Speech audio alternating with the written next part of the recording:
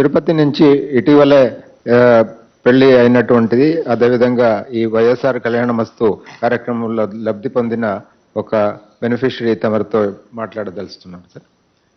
Tirupati collector Tirupati, please proceed.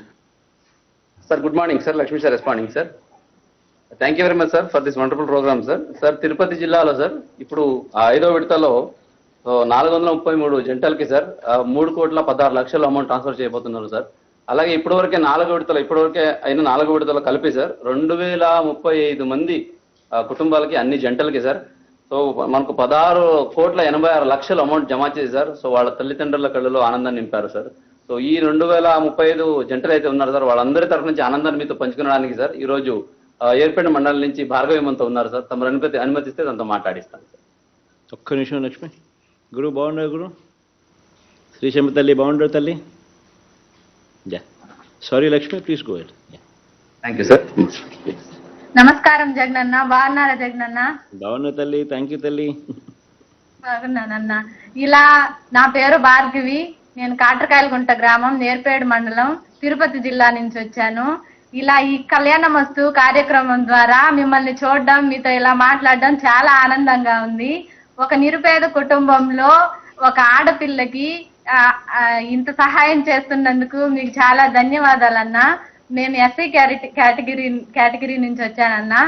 ఈ కళ్యాణమస్తు పథకం ద్వారా ఒక ఆడపిల్లకి పెళ్లి చేయాలంటే భారంగా మారుతున్నాయి ఈ పరిస్థితుల్లో. నేనున్నాను మీకు తోడుగా, మీ బిడ్డకి పెళ్లి చెయ్యొచ్చు అనే ఆసరా మా తల్లిదండ్రులకు కల్పించారు. ఈ కళ్యాణమస్తు పథకం ద్వారా ప్రతి ఆడపిల్ల 18 సంవత్సరాల దాకా చదువుకుంటుంది. ఈ 10 పాస్ అయిన తర్వాతనే ఈ కళ్యాణమస్తు పథకం ఎలిజిబిలిటీ ఉంటుందన్న నియమం పెట్టి వాళ్ళు చదువుకునేలా చేస్తున్నారన్న. దీనివల్ల బాల్య వివాహాలు అనేవి తగ్గుతున్నాయి, అక్షరాస్యత పెరుగుతుందన్న. ప్రతి ఆడపిల్ల చదువుకుంటుంది. ఈ పథకం పెట్టిన దాని వల్ల చాలా మంది ఆడపిల్లలు ఒక అక్షరాస్యత పొందుతున్నారంటే అది మీ వల్లనే సాధ్యమవుతుందన్న. ప్రతి ఆడపిల్ల కుటుంబాల్లో వాళ్ళ తల్లిదండ్రులు ఆనందంగా ఉన్నారంటే ఈ భరోసా మీరు ఇవ్వడం వల్లే.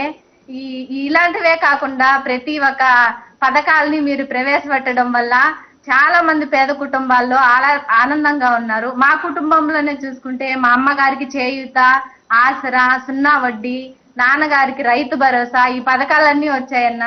మా నానమ్మ గారికి వృద్ధాప్య పింఛను వచ్చింది. ప్రతి నెల 1వ తారీఖున మీరు ప్రవేశపెట్టిన వాలంటీర్ వ్యవస్థ, సచివాలయ వ్యవస్థ ద్వారా ప్రతి నెల 1వ తారీఖున వాళ్ళు ఇంటికి తెచ్చి డబ్బులు ఇస్తున్నారన్న. ఈ వాలంటీర్ వ్యవస్థ, సచివాలయ వ్యవస్థ ద్వారా నిరుద్యోగులుగా ఉన్న యువత చాలా మంది ఉద్యోగులయ్యారు. దీనివల్ల వాళ్ళ కుటుంబాల్లో చాలా సంతోషంగా ఉన్నారన్న. ఇదే కాకుండా నాడు నేడు ప్రోగ్రాం ద్వారా పేద పిల్లలు చదువుకునేలా చేస్తున్నారు. కార్పొరేట్ స్కూల్స్ కి ధీటుగా గవర్నమెంట్ స్కూల్స్ లో ఇంగ్లీష్ మీడియం ప్రైవేట్ పెట్టారన్న. దీనివల్ల వాళ్ళకంటే మెరుగ్గా చదువు చెప్తున్నారు. ఇదే కాకుండా గవర్నమెంట్ స్కూల్స్ లో వైఎస్ఆర్ కిట్ ద్వారా పేద పిల్లలకి యూనిఫాము, బ్యాగ్, షూస్, మధ్యాహ్న భోజనం పథకం ద్వారా వాళ్ళు చాలా బాగా చదువుకుంటున్నారన్న, ఆనందంగా ఉన్నారు. గవర్నమెంట్ స్కూల్స్ రూపురేఖలే మార్చేశారన్న. మీరు పేద ప్రజల గుండెల్లో వెలుగులు నింపుతున్నారు. ఇదే కాకుండా పేద ప్రజలు ప్రతిరోజు బువ్వ తింటున్నారంటే వైఎస్ఆర్ రేషన్ కిట్ ద్వారా అన్న. ఇంతకు ముందు ప్రభుత్వంలో రేషన్ తెచ్చుకోవాలంటే వేరే గ్రామానికి వెళ్ళి తెచ్చుకోవాల్సిన పరిస్థితి ఉండేది. ఇప్పుడు ఆ పరిస్థితి లేకుండా ప్రతి నెల వ్యాన్ ద్వారా రేషన్ సరుకులు ప్రతి ఇంటికి వచ్చి ఇస్తున్నారన్న. ఇదే కాకుండా ఆరోగ్యశ్రీ పథకం కింద ప్రతి ఇంటికి 1,00,000 నుంచి 3 లక్షల వరకు చేయూత అందించారు. అది కాకుండా